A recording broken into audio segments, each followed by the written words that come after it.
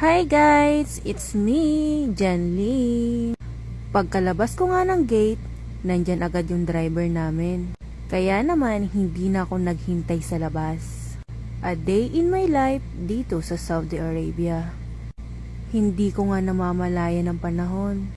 Ang bilis ng araw. Malapit na pala akong mag-isang taon dito sa bago kong trabaho. Naaalala ko pa noon, nagdadalawang isip pa ako kung mag-a-apply ba ako.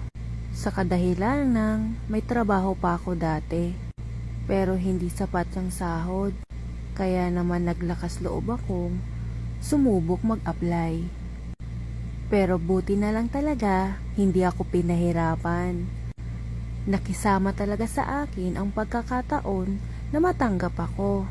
Basta, ang bilis ng mga pangyayari noon. At syempre, nandun naman tayo sa bagong